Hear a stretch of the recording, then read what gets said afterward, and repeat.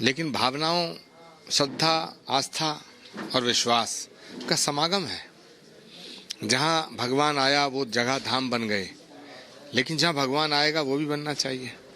तो इस विश्वास को लेकर के 18 वर्ष पूर्व एक संकल्प लिया गया था कि भगवान का अवतार जहाँ होगा, भगवान श्री कल्की के रूप में जिस धराधाम पे आएंगे वहाँ पर श्री कल्की धाम बनना चाहिए। 18 वर्षों का संघर्ष, प्रतीक्षा, प्रार्थना, पुकार, अब वो घड़ी आई है। और ये बड़ा सौभाग्य है कि भारत के यशस्वी प्रधानमंत्री अपने कर कमलों द्वारा श्री कल्की धाम की आधारशिला रखेंगे। आचार्य, आपने जिक्र किया 18 वर्षों का संघर्ष, क्या राजनीतिक पचड़े इसकी बहुत मुख्य वजह थे जो आपके संकल्प को पूरा होने में इतना वक्त लग गया? चाहे मंदिर राम का हो या कल्की का हो, अच्छे कर्म जब करोगे तो बाधा आती है। जब रामायण लिखी गई तब भी बाधाएं आई, जब त्रेता युग था, सतयुग था, तब भी कुछ आसुरी शक्तियां थीं जो ऋषि मुनि महात्माओं को यज्ञ हवन करने से रोकती थीं। ये आसुरी शक्तियां हर जगह रहती हैं, हर समय रहती हैं, लेकिन भगवान का काम कोई नहीं रोक सकता। भगवान का काम भगवान कराता है, स्वयं कराता है, जिससे कराना चाहे उससे कराता है। 19 फरवरी की तारीख धार्मिक तौर पर बेहद शुभ बताई जा रही है। पीएम मोदी को आचार्य प्रमोद कृष्णम ने 1 फरवरी को कल्की धाम के शिलान्यास का न्योता दिया था, जिसे स्वीकार करते हुए पीएम मोदी ने इसे अपना सौभाग्य बताया था। पीएम मोदी के दौरे को लेकर यहां तूफानी रफ्तार से तैयारियां चल रही हैं। संतों में कल्की धाम के शिलान्यास को लेकर खुशी है। सुनिए कल्की धाम शिलान्यास पर क्या कह रहे हैं रितेश्वर जी महाराज। इस धर्म के पथ पर चलते हुए हमारे राष्ट्र का मंगल अब निश्चित है, क्योंकि बहुत वर्षों से ये पूरा का पूरा देश तुष्टीकरण की नीति पर चल रहा था। अब 145 करोड़ लोगों के लिए काम हो रहा है और उनका संतुष्टीकरण हो रहा है। अब अलग अलग नहीं बांटे जा रहे हैं लोग, और यह धर्म पथ सबके लिए आनंद देने का पथ है। किसी को भयभीत होने की जरूरत नहीं है। भारत विश्व गुरु रहा था, और जब विश्व गुरु था तो सभी दुनिया के देशों में आनंद, आह्लाद और शांति थी। भारतीय धर्म के विकास से, भारतीय संस्कृति के विकास से आज जो पूरे विश्व में युद्ध, अपराध है और जितनी भी आप विडंबनाएं देख रहे हैं, इसी संस्कृति के बीज में छिपा हुआ है कि जब हम वसुधैव कुटुंबकम कह के हर जगह शांति, स्वस्ति और आनंद ला सकते हैं। यह धर्म राज्य की उद्घोषणा है, राम राज्य की उद्घोषणा है। भगवान विष्णु के 9 अवतारों के बाद हिंदू मान्यता के मुताबिक 10वां कल्की अवतार के रूप में होगा। इसे लेकर जब हमने कल्की धाम भक्त गणेश से बातचीत की तो उन्होंने जो बताया वो आपको चौंका देंगे।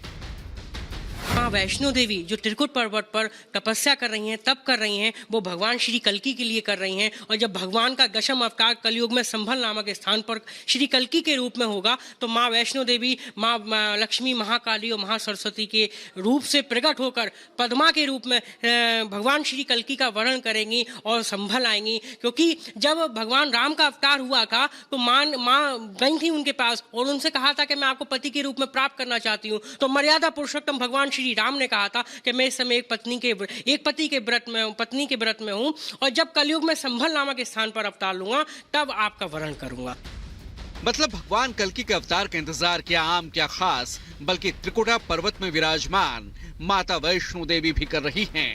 अब सबकी निगाहें आज पीएम मोदी के हाथों कल्की धाम के शिलान्यास पर टिकी हैं। Bureau report, Republic Bharat. और इस बीच आपको यह भी बता दें कि संभल के बाद प्रधानमंत्री नरेंद्र मोदी लखनऊ दौरे पर रहेंगे, जहां पर ग्राउंड सेरेमनी का करेंगे उद्घाटन। और कई करोड़ की परियोजनाओं की सौगात भी आज प्रधानमंत्री नरेंद्र मोदी देने वाले हैं। 14,000 निवेश परियोजनाओं की आधारशिला रखेंगे। उत्तर प्रदेश में 10 लाख करोड़ के निवेश की तैयारी है। यूपी में 34 लाख रोजगार का इससे सृजन होगा। तो संभल के बाद लखनऊ जाएंगे आज प्रधानमंत्री Narendra Modi, ground breaking ceremony का उद्घाटन करेंगे। 14,000 निवेश परियोजनाओं की आधारशिला रखने वाले हैं। यूपी में 10 लाख करोड़ के निवेश की तैयारी है। और आपको बता दें कि इससे उत्तर प्रदेश में 34 लाख रोजगार का सृजन होगा। तो प्रधानमंत्री नरेंद्र मोदी का आज लखनऊ दौरा है। इंदिरा गांधी प्रतिष्ठान में 3 दिवसीय ग्राउंड ब्रेकिंग सेरेमनी का उद्घाटन करेंगे प्रधानमंत्री नरेंद्र मोदी। प्रधानमंत्री नरेंद्र मोदी आज इंदिरा गांधी प्रतिष्ठान में 3 दिवसीय ग्राउंड ब्रेकिंग सेरेमनी का उद्घाटन करेंगे। इस दौरान पीएम मोदी लखनऊ समेत प्रदेश के कई जिलों को लाखों करोड़ों के विकास कार्यों की सौगात देंगे। दरअसल ग्राउंड ब्रेकिंग सेरेमनी में पीएम मोदी 10 लाख करोड़ से ज्यादा की लागत से तैयार होने वाले 14,000 परियोजनाओं की शुरुआत करने वाले हैं। इस दौरान अयोध्या, मथुरा, काशी समेत 8 धार्मिक स्थलों के लिए 86,000 करोड़ रुपए से ज्यादा की परियोजनाओं का शुभारंभ किया जाएगा। जानकारी के मुताबिक अयोध्या, मथुरा और काशी के लिए करीब 40,000 करोड़ रुपए की परियोजनाओं का काम शुरू होने की उम्मीद है। इस कार्यक्रम में पीएम मोदी के साथ ही सीएम योगी, रक्षा मंत्री राजनाथ सिंह समेत कई मंत्री और उद्योगपति शिरकत करेंगे। पीएम मोदी लखनऊ से आज जिन परियोजनाओं की सौगात देने वाले हैं, उसके जरिए प्रदेश में 34 लाख लोगों को रोजगार मिलने वाला है। Bureau report, Republic Bharat. और भारत आज से अंतर्राष्ट्रीय नौसेना युद्धाभ्यास की मेजबानी करने वाला है, लेकिन उससे पहले नेवी चीफ ने एक बड़ा ऐलान कर दिया है। क्या है वो बड़ा ऐलान, इस रिपोर्ट में दिखाते हैं आपको। विशाखापत्तनम में अंतर्राष्ट्रीय नौसेना अभ्यास मिलन 2024 का आगाज होने जा रहा है। भारत की मेजबानी में होने वाले इस युद्धाभ्यास में 51 मित्र देशों की नौसेना शामिल होंगी। रक्षा मंत्री राजनाथ सिंह इस कार्यक्रम का शुभारंभ करेंगे। विशाखापत्तनम में 27 फरवरी तक चलने वाले इस युद्धाभ्यास में 35 वॉरशिप, सबमरीन के साथ 50 एयरक्राफ्ट अपना दम दिखाएंगे।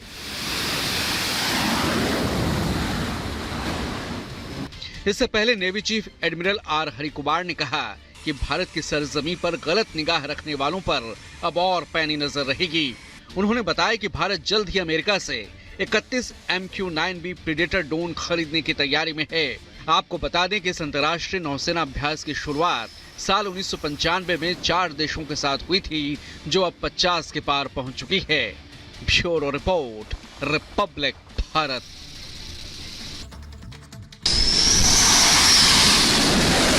विशाखापत्तनम में अंतर्राष्ट्रीय नौसेना अभ्यास मिलन 2024 का आगाज होने जा रहा है।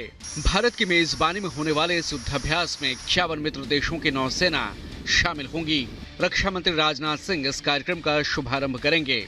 विशाखापत्तनम में 27 फरवरी तक चलने वाले इस युद्धाभ्यास में 35 वॉरशिप, सबमरीन के साथ 50 एयरक्राफ्ट अपना दम दिखाएंगे।